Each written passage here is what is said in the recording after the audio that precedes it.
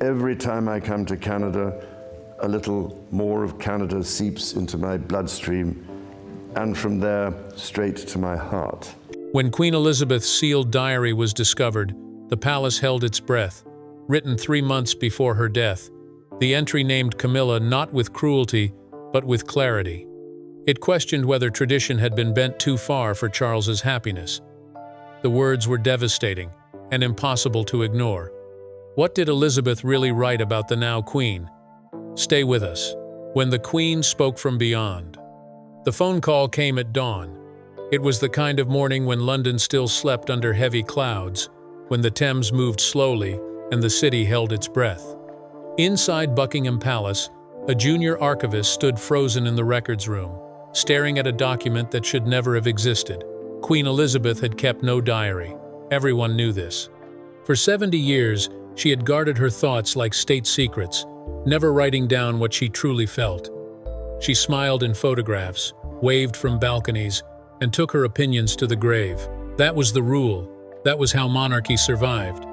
But the paper in the archivist's trembling hands told a different story. The document had surfaced during a routine review of the Queen's private papers, locked away since her death in September 2022. It was a single entry, handwritten in her unmistakable script, dated 3 months before she passed. The palace had authentication protocols for moments like this: ink analysis, handwriting experts, security checks that could take weeks. This time, they had an answer in hours. It was real. By mid-morning, 6 people knew. By noon, 20. By afternoon, the whispers had crawled through every corridor, every office, every panicked conversation behind closed doors. Senior aides moved quickly, their faces tight with worry. Phones buzzed. Meetings were called and canceled. Security was doubled around the archives. No one said the word crisis out loud, but everyone felt it. The Queen had written something down, something private, something true. And if the past had taught them anything, truth inside palace walls was more dangerous than any scandal. The nation outside remained calm, unaware. People went to work, bought groceries, scrolled their phones, but inside the palace, the ground was shifting. Aides who had served for decades looked pale. Protocol officers moved like soldiers preparing for battle. Everyone understood what this meant. For 70 years, Elizabeth had been untouchable. She never complained, never explained, never revealed what lay beneath the crown. She had survived wars, divorces, deaths, and revolutions by saying nothing that mattered. She was the silence at the center of the storm. That silence had just broken. King Charles was told last, not by his family, not by his wife, not even by his private secretary. A protocol officer delivered the news in his study at Clarence House, standing stiffly by the door as though afraid to come closer. Charles listened without expression, his hands folded on the desk. When the officer finished, the king said nothing. He simply nodded, and the man left. Charles sat alone for a long time after that. He had known this day might come. His mother had been sharp until the very end, her mind clear even as her body weakened. Those final months had been filled with reflection, looking back at a life that had shaped a century. She had always been careful, always measured, but she had also been human. And humans, when they know the end is near, sometimes choose to speak. The entry had been found in a leather portfolio marked with her initials, tucked between letters and photographs that would eventually be archived for history. It was dated June 15, 2022. Just 3 months before she passed on. 3 months when she knew her time was running out. The palace had already begun damage control, though they didn't yet know what damage there would be. Lawyers were called.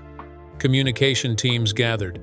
Plans were drafted for every possible outcome, but no one had read the full entry. Not yet. That decision would come from higher up. By evening, the rumors had started to leak.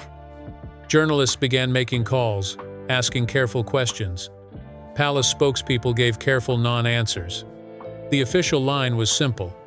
Private papers were being reviewed, and nothing had been released to the public. But inside the palace, fear spread like ice. The Queen's reputation had been built on restraint. She never spoke out of turn, never criticized, never took sides in public. She had watched her children's marriages collapse, watched the institution she loved come under attack, and she had said nothing. She absorbed the pain, carried the weight, and kept moving forward. That was her power. Her silence was her strength. So the idea that she had written something personal, something unfiltered, something true, it was unthinkable. It was terrifying. And it was about to change everything. Late that night, in a secure room deep inside the palace, 3 people gathered. The king's private secretary, the keeper of the royal archives, and a senior advisor who had served Elizabeth for 30 years. They sat around a small table, the diary entry placed carefully in the center. No one wanted to read it first. Finally, the advisor reached forward and lifted the page. Her hands were steady, but her eyes were not. She read silently for a moment, her expression shifting from concern to something deeper, something sadder. When she looked up, her voice was barely a whisper. "It's named Camilla." The room went cold. For decades, Camilla had been the shadow in the story. The other woman, the reason a fairy tale marriage had shattered. Public opinion had softened over time, but the wounds remained. Elizabeth had never spoken publicly about Camilla, never given her blessing in words the world could hear. She had accepted her, tolerated her, and eventually allowed her to become queen consort. But acceptance was not forgiveness. And now, from beyond the grave, Elizabeth was about to speak. The advisor set the page down carefully and looked at the others. She questions her place in history, the weight of a crowned silence. The words were written in blue ink, steady and clear. There was no rage in them, no bitterness, just the quiet voice of a woman who had carried too much for too long. The handwriting was unmistakable, those careful loops and precise strokes that had signed laws, approved wars, and shaped a century. But this was different. This was not for governments or history books. This was something she had written for herself. Or perhaps for the future she would never see. The entry began simply, the way Elizabeth always began things, with duty, with context, with the careful placement of facts before feelings. She wrote about the weight of monarchy, about the years of service that had shaped her life since she was 25. She had never asked for the crown, but she had worn it without complaint. That was the bargain she had made. She had given up everything for it. Her privacy, her freedom, her right to speak her mind. She had swallowed her opinions, buried her pain, and smiled through decades of loneliness. She had watched her sister fall apart, watched her children struggle, watched her family crack under pressure she could never ease, and through it all, she had remained silent. Because that was what queens did. But silence, she wrote, had a cost, and she had paid it fully. The diary turned then, gently but unmistakably, toward Camilla. There was no cruelty in the words, no attack, just a cold, clear assessment of a woman who had endured where others had fallen. Elizabeth acknowledged that much. Camilla had survived scandal, public hatred, and years of being cast as the villain. She had waited patiently while the world moved on, while memories softened, while forgiveness became possible. She had outlasted the anger. But survival, the Queen wrote, was not the same as belonging. Elizabeth described Camilla as a figure of endurance rather than acceptance. She had been allowed into the family because the alternative was unthinkable, because Charles had refused to let her go, because keeping them apart had caused more damage than bringing them together. It was a practical decision, not an emotional one, a compromise made to preserve the institution. But compromises, Elizabeth noted, always came at a price. She wrote about Diana, not with sentimentality but with regret. Diana had been young, broken, and impossible to protect. She had loved too openly, hurt too publicly, and passed on before peace could ever come. Elizabeth had failed her in ways she could never repair. She knew that. The world knew that. And history would remember it.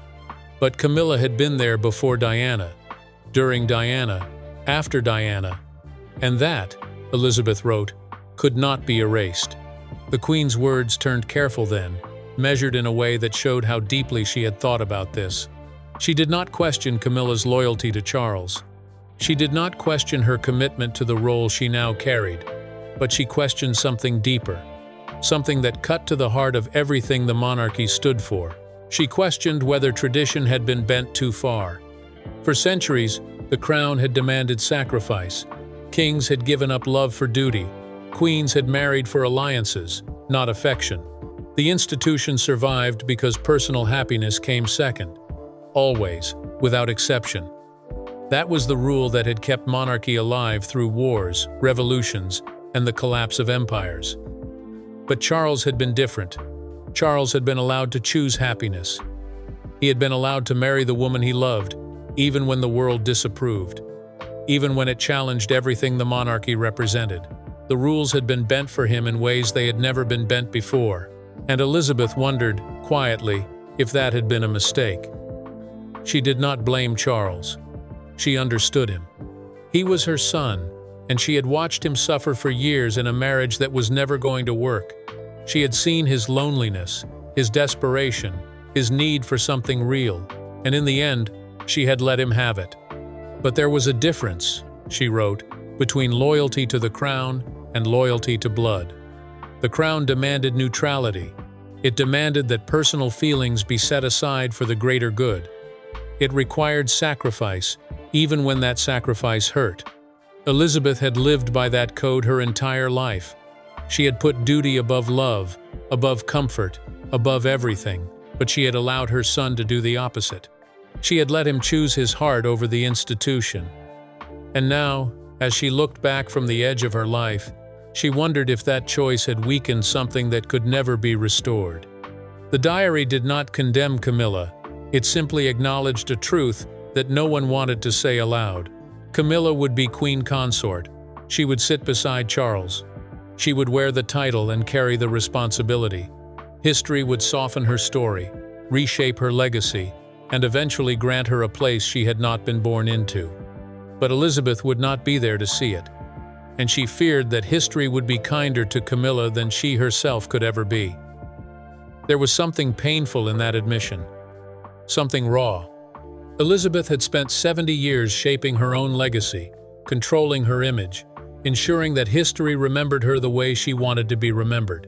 But she could not control what came after. She could not protect the crown from decisions that had already been made. All she could do was write it down. The entry grew quieter near the end, as though Elizabeth had grown tired. She wrote about the future, about the monarchy her grandson would inherit, about the world that would judge them all when she was gone. She hoped they would understand. She hoped they would forgive the compromises that had been made.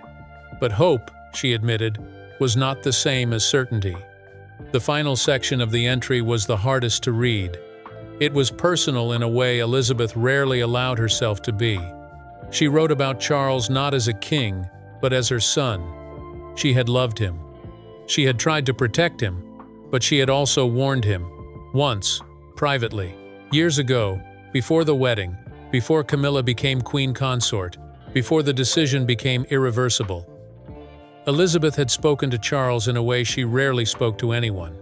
She had told him what she feared, what she believed, what she thought the cost might be, and he had chosen not to listen.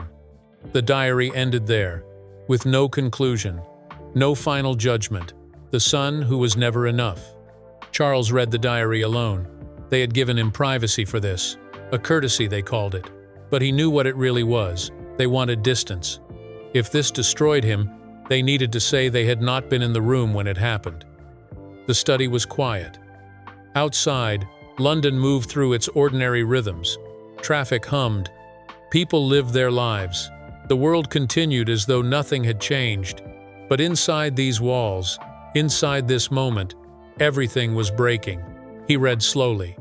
Not because the words were difficult, but because each one landed like a stone.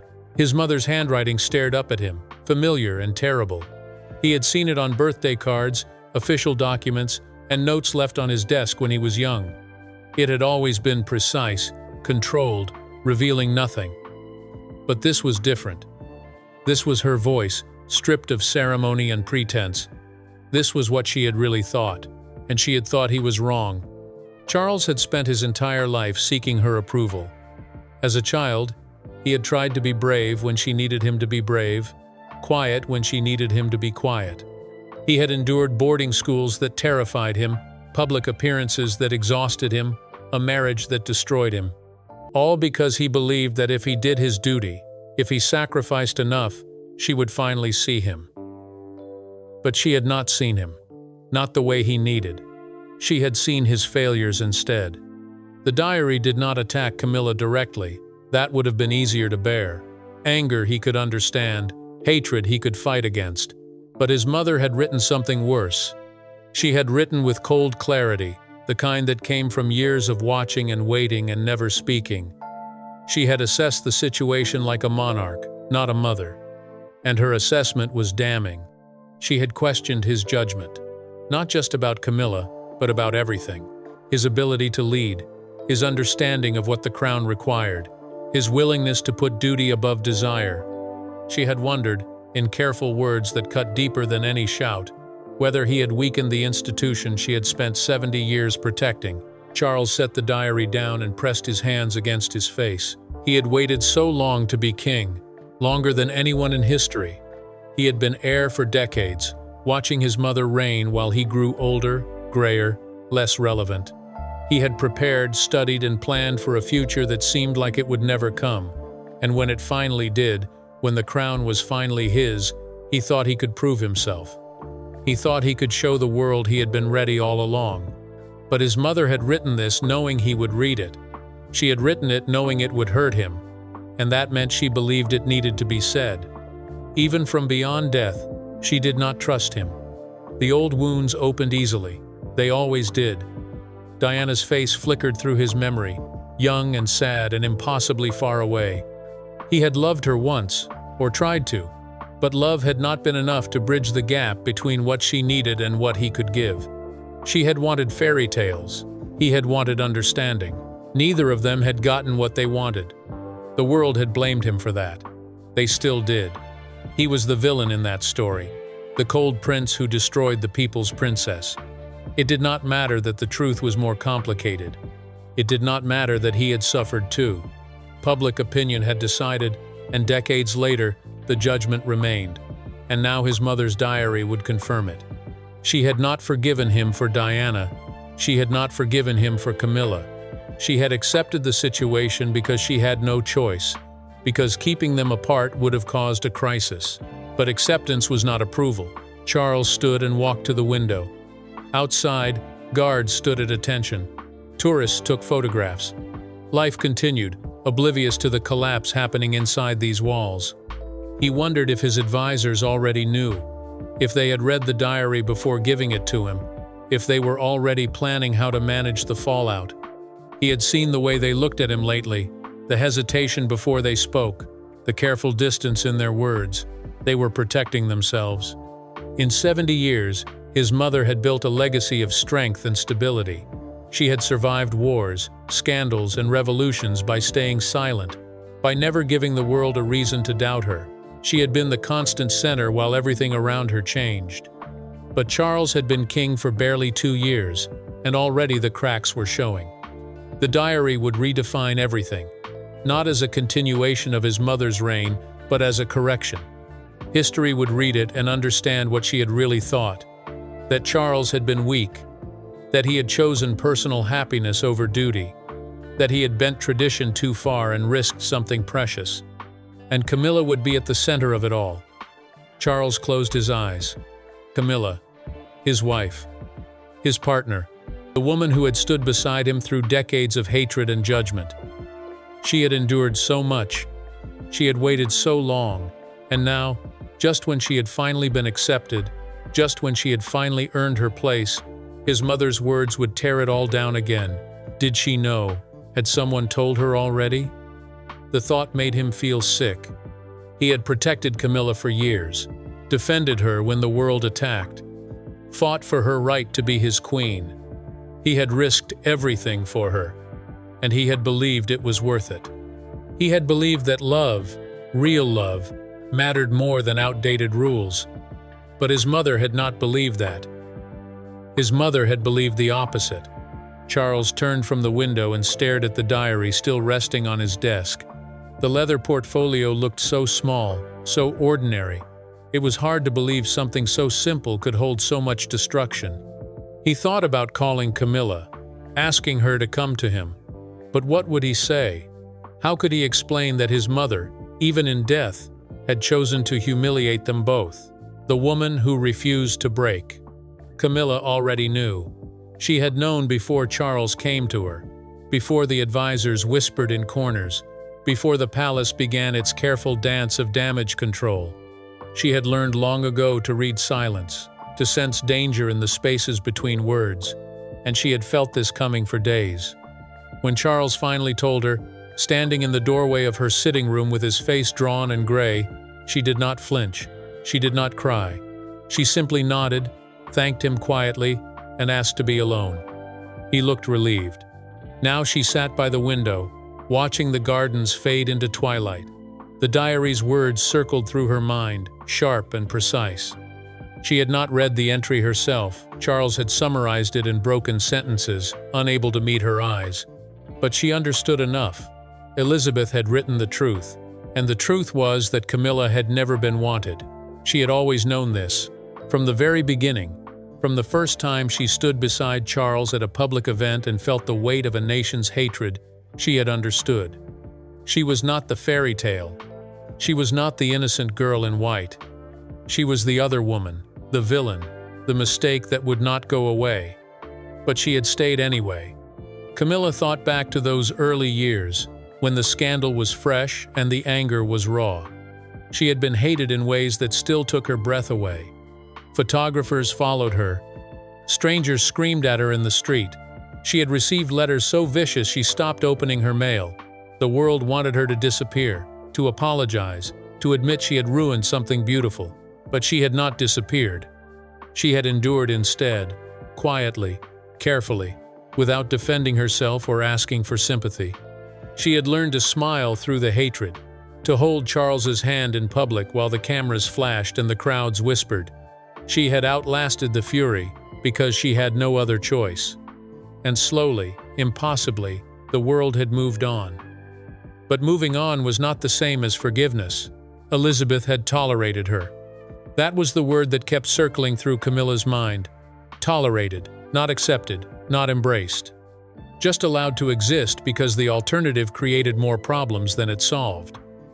The Queen had let Camilla into the family the way one lets in cold air reluctantly, and only because the door had to open eventually. Camilla had felt it in every interaction, the polite distance, the formal smiles, the way Elizabeth spoke to her with perfect manners and zero warmth. There had been moments, rare and brief, when Camilla thought she saw something softer, a glance, a nod of approval. But those moments never lasted. Elizabeth had been kind enough to hide her disapproval, but she had never hidden it completely. The diary was simply confirmation. Elizabeth had written down what Camilla had always sensed, that she did not belong, that she had been a compromise, a concession, a bending of rules that should never have been bent. It hurt more than Camilla expected, not because it was cruel. Elizabeth's words had not been cruel. They had been measured, thoughtful, even fair in their own way. The Queen had acknowledged Camilla's endurance, her loyalty to Charles, her willingness to survive what would have destroyed others. But endurance was not love. Survival was not belonging. And that was what cut deepest. Camilla had spent decades proving herself. She had learned the protocols, mastered the public appearances, and shaped herself into the role she had never been prepared for.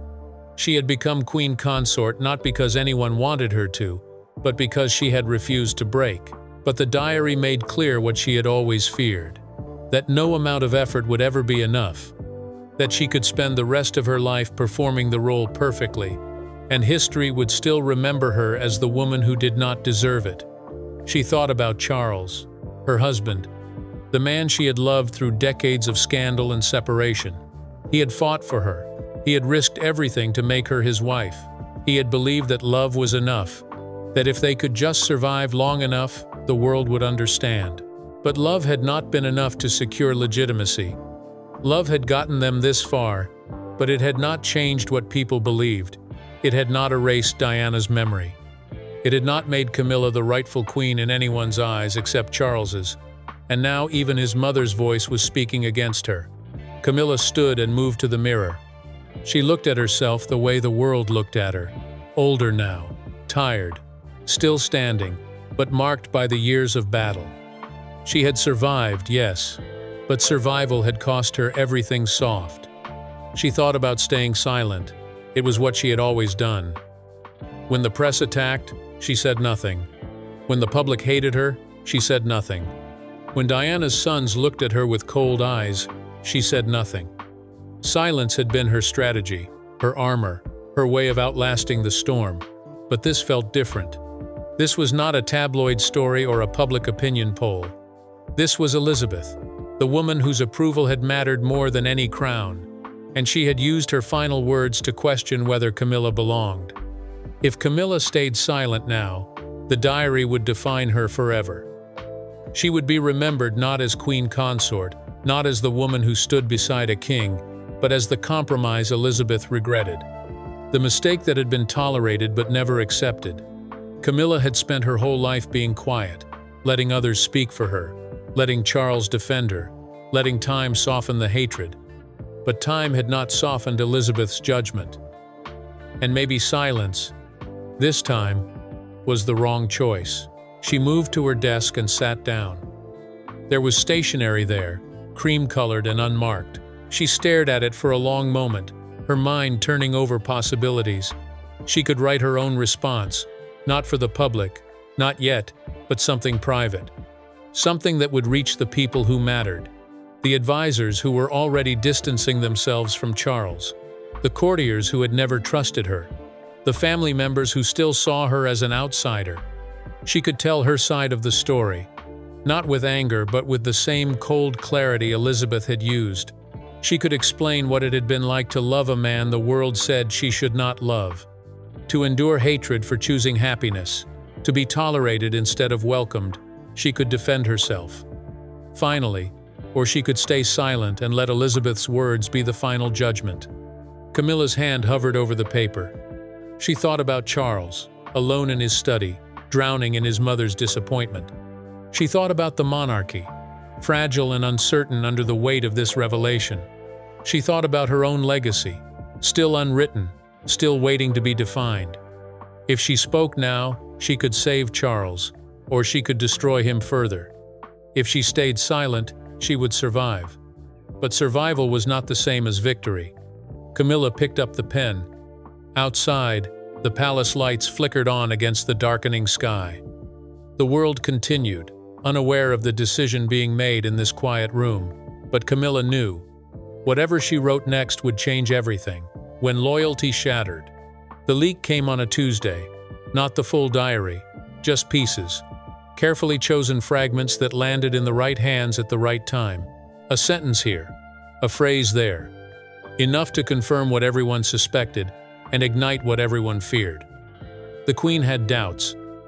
About Camilla. About Charles. About the future. By evening, the palace was at war with itself. It started quietly, the way these things always did. Advisors who had worked together for years stopped returning each other's calls. Senior royals canceled joint appearances without explanation.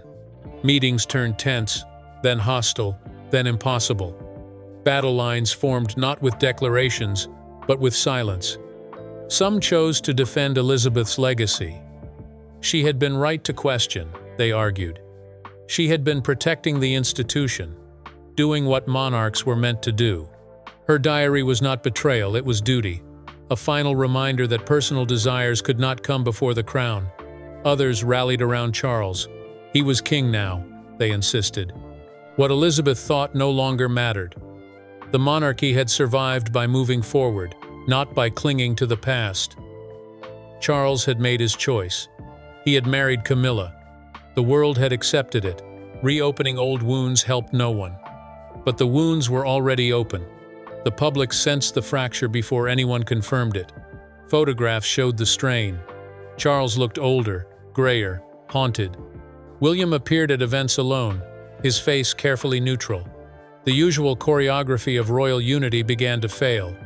People noticed who stood beside whom, who smiled and who did not, who spoke and who stayed silent. Questions multiplied. Was the monarchy stable? Had Elizabeth been right? Did Charles deserve the crown if his own mother doubted him? Truth fought tradition, and neither side was winning. Charles felt the ground shifting beneath him.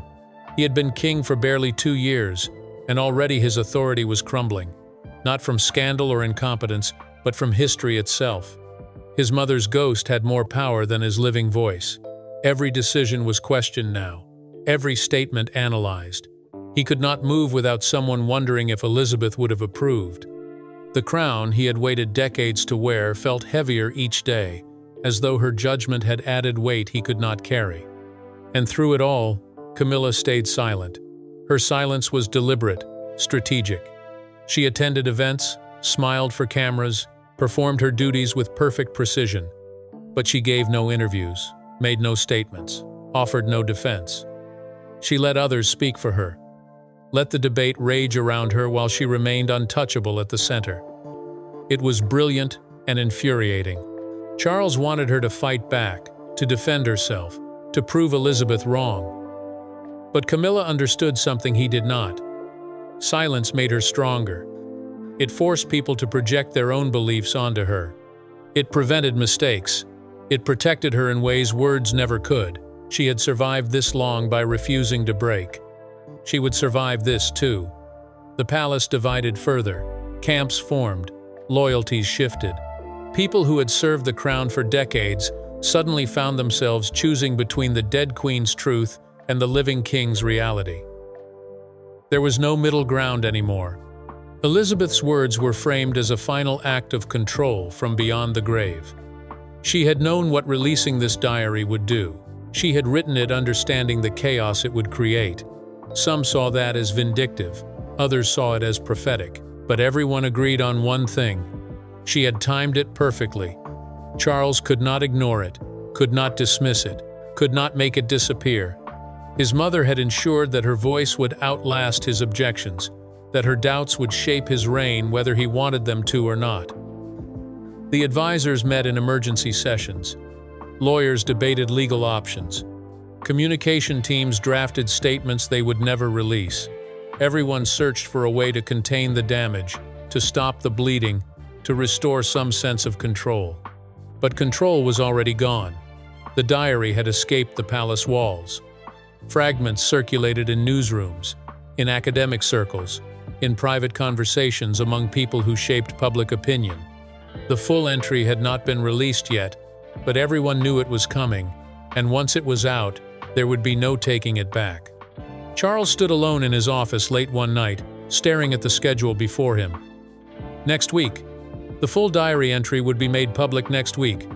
Not by his choice, not with his permission, but because the momentum had become unstoppable. Retreat was impossible now. The palace had fractured, the family had divided, the public was waiting, and Elizabeth's final words would soon belong to history. Charles closed his eyes and tried to imagine what his mother had wanted. Had she meant to destroy him? To warn him? To force the monarchy to confront truths it had avoided for too long? The truth that outlives crowns. The diary was released on a Wednesday morning. No ceremony, no warning, just a quiet statement from the royal archives confirming authenticity, followed by the full text uploaded to official channels. Within minutes, the world stopped to read what a dead queen had written about the living. The words spread like wildfire. News anchors read passages aloud. Historians analyzed every sentence. Social media exploded with opinions, debates, and judgments formed in seconds. Everyone had something to say about Elizabeth's final message. But the people who mattered most stayed silent. Charles read the public response alone in his study. The commentary was brutal. Some praised Elizabeth's honesty. Others condemned her for speaking from the grave. But most agreed on one thing she had been right to question. The diary revealed that her concerns went deeper than Camilla. Elizabeth had worried about the future of the monarchy itself, about whether personal happiness could coexist with duty, about whether the institution could survive if tradition kept bending. She had not written to punish Charles. She had written to warn him. But warnings, once ignored, become prophecies. Charles understood now what his mother had feared, that his choices would reshape the monarchy in ways he could not control.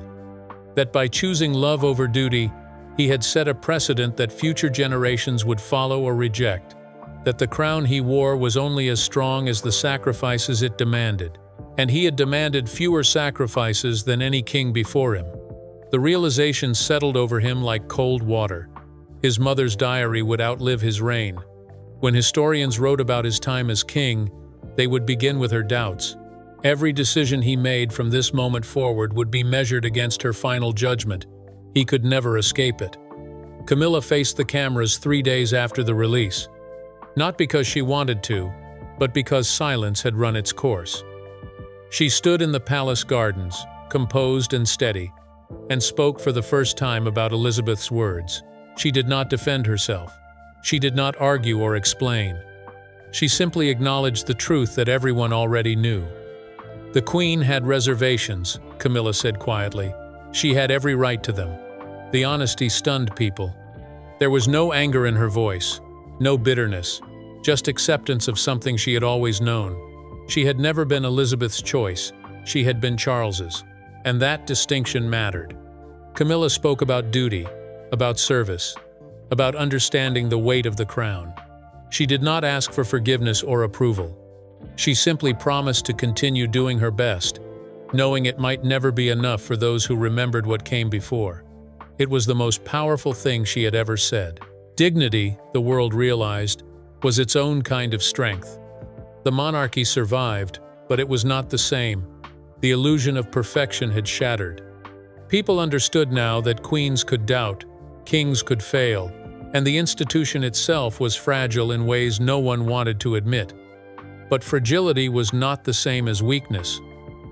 The palace adjusted slowly. The division began to heal, not because people agreed, but because there was no other choice. Charles remained king. Camilla remained queen consort. Life continued, marked now by the knowledge that history was watching more closely than before. Elizabeth's diary became part of the permanent record. Scholars would study it for generations. Her words would be quoted, debated, and analyzed long after everyone involved was gone. She had ensured that her voice would echo through time, shaping how people understood this moment. Charles had wanted his reign to be a continuation of his mother's legacy. Instead, it became a response to it. Late one evening, months after the release, Charles sat in the same study where he had first read the diary. The initial storm had passed. The world had moved on to other scandals, other stories, but the weight remained. He thought about his mother often now, not with anger but with understanding. She had loved him. He knew that. But she had loved the crown more. That was the bargain every monarch made. Personal feelings came second, always. Charles had tried to change that bargain. He had believed love could matter as much as duty, that happiness could coexist with service, that being human did not weaken the crown. His mother had disagreed, and history would decide which of them had been right. Outside, the city lights flickered in the darkness. Somewhere, people were living ordinary lives, making ordinary choices, loving who they wanted without the weight of crowns or centuries pressing down on them. Charles envied them that freedom, but he also understood what his mother had tried to teach him. That freedom was not what kings inherited. Kings inherited responsibility. And responsibility meant accepting that some truths would outlive you, some judgments would echo forever, and some choices could never be undone. The diary had not destroyed him. It had done something worse. It had made him visible. Elizabeth's final words ensured that Charles would never be protected from history again. Every mistake would be remembered, every compromise questioned, every decision weighed against the standard she had set. Crowns, he understood now, did not shelter you, they exposed you. And truth, patient and relentless, waited for everyone in the end.